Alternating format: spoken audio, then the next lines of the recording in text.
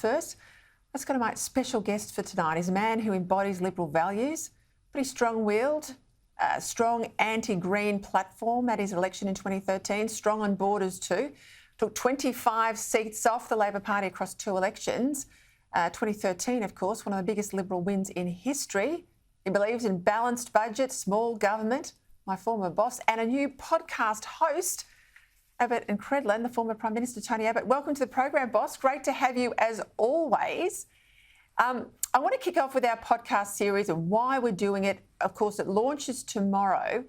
It's not meant to just be about the headlines of the day, is it? We both wanted to find some space in busy lives, and we know our viewers have got busy lives too, to talk about all the things that are really, really important that just get pushed out by the urgent or the headlines day to day. But these are the really fundamental issues that shape politics, particularly conservative politics, here and overseas. That's what we wanted to do, isn't it? Exactly right, Peter. We've both got a long history in this. We're not just talkers, we're doers. We're executives as well as just observers, and I think we can bring a unique perspective to consideration of exactly where centre-right politics here and around the world is right now. Plainly, in this country, it's at a bit of a low ebb. I hope that by delving deeper into things than usual, not only will we help to unpack for people why the centre-right believes what it does and does what it does, but give people who would like to vote for the coalition new heart for the necessary fight. All right, before we go into some other issues, I want to give our audience a bit of a teaser of our first discussion. It'll be available for download via the Sky News app or wherever people get their podcasts from tomorrow. Have a listen.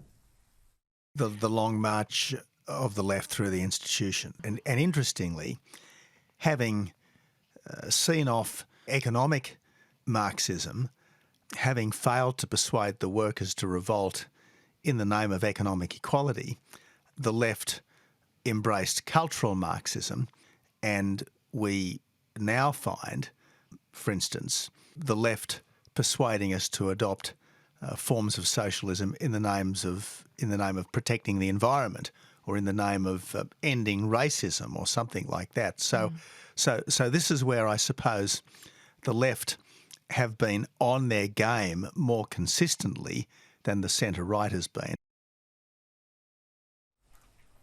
And Tony, this is because the left never waste a moment of their time in power. I've seen this recently, a terrific piece by Joe Kelly in The Australian today. I mean, a small target Prime Minister. That's who Anthony Albanese said he would be. So small change, did he say, or safe change before the election. Well, he's now turning into one of the most radical left-wing governments in our history, isn't he? Look, that's absolutely right, Peter. And whatever you think of the left, they are relentless and they are believers. And in recent times, too many coalition politicians haven't looked like they are really convinced that they're on the right track. They haven't really created a contest with the other side. And if it's a choice between Labor and Labor Light, people tend to go for the real thing. If it's a choice between Labor and Labor without the unions, again, they tend to go for the real thing. So I hope that this podcast series will be a bit of an exercise in rediscovering on the centre-right where we really stand, what we really believe, and who we're really fighting for, so that the next coalition government, and let's hope it comes after the next election, will be better than the last one. All right, this is another clip for our audience tonight. This is what you regard as the key difference between the left and the right when it comes to their view on society and culture. Have a listen. Essentially, the left depends upon discontent, whereas the right wants to build upon content. The centre-right thinks by and large, that our societies have done well and we should build on our strengths. The centre-left, by and large, thinks that our societies are plagued with all these problems. Systems broken. Systems broken, and it needs fundamental change. And this is one of the distinctions, and I suppose this is why the left now has to find all these cultural issues. Your point there about people on the centre-right or Conservatives being satisfied and outside of politics working on people being content, Labor wanting to further build discontent,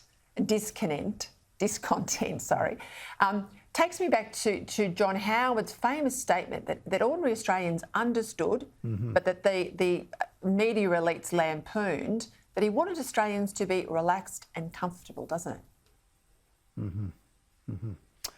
Exactly right. And at the heart of the Liberal Conservative position is not just a preference for freedom, not just a commitment to limited government, but an appreciation for the social fabric, and above all else, a respect verging on reverence for the country that has made us. And that's why I say that we really, really do represent the patriotic party as well as the freedom party and the tradition party. Love of country is at the heart of a proper centre-right position. All right, well, let's stay with that theme of patriotism.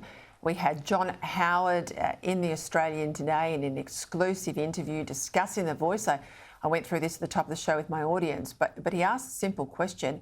Why are we doing this to ourselves? And I'm sure you've asked yourself the same question, haven't you?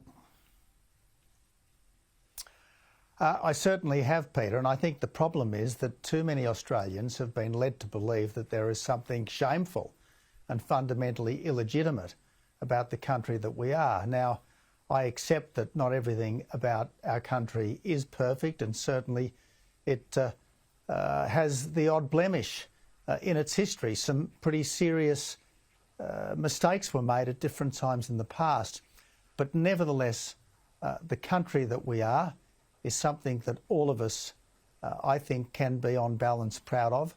I'm really pleased that the leaders of the No campaign are two proud Indigenous Australians, Jacinta Price and Warren Mundine, and I want us to go forward as one united people, not as essentially a divided country where, depending upon the length of time your ancestors have been here, you get more or less say over how government works. All right, I'm going to leave it there, Tony Abbott, because I know we're going to talk about The Voice and many other things on our regular podcast. But again, thank you from me for finding time in your busy life to do this every fortnight. I look forward to your company. Well, thank you for doing it, Peter. All right, let's leave it there. You'll be able to get the first episode, as I said, from tomorrow via the Sky News app or wherever you get your podcasts.